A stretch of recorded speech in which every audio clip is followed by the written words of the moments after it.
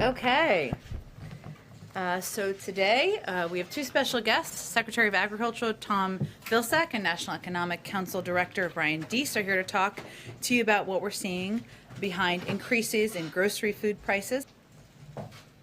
Thanks, Jen. And context here is the focus, the appropriate focus on the question of grocery prices and the increase in grocery prices that we have seen recently over the last couple of months.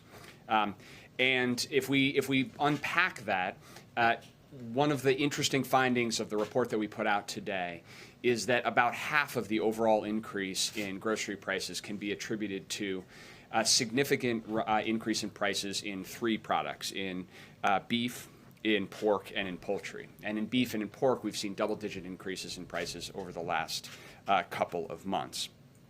In fact, if you look at the category that is grocery prices, what economists call food at home, so food that is being purchased to eat at home, in a number of areas we've seen, if you take out those three categories, we've actually seen price increases that are more in line with historical norms. And we've seen some categories, for example, fresh fruits and vegetables prices have actually declined since the end of last year. And if you look at a category of prices like eggs, obviously a similar supply chain, similar input and feed costs to poultry, the price of eggs has actually come down over the last couple of months. The real drivers in these three areas, these three proteins. If you look at that market, the thing that is striking is across beef, poultry, and pork, significant consolidation in those industries. So anywhere from 55 to 85% of the market is controlled by the top four producers in those industries. And so when you see that level of consolidation and the increase in prices, it raises a concern about pandemic profiteering, about companies that are driving price increases in a way that hurts consumers who are going to the grocery store, and also isn't benefiting the actual producers, the farmers and the ranchers that are growing the product. The report that we've outlined today details that in these industries, the four top companies in these industries have seen record or near record profits in the first and second quarter of this year, and seen near or approaching record gross margins as well.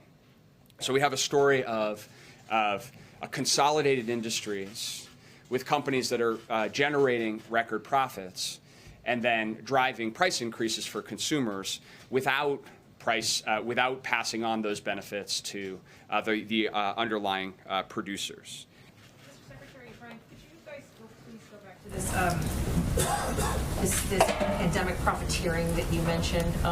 You said there are up to 85% of the market is controlled by the top four industry big names. So are these the companies that are that you suspect of profiteering right now?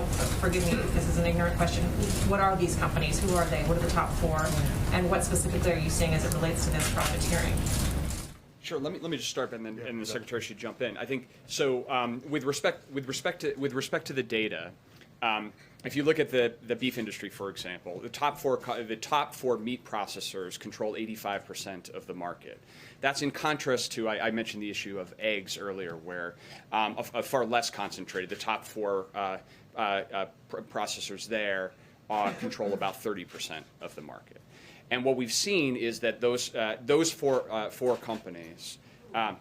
Those four companies, we get details. It includes JBS, Tyson. It's in the report that we put out.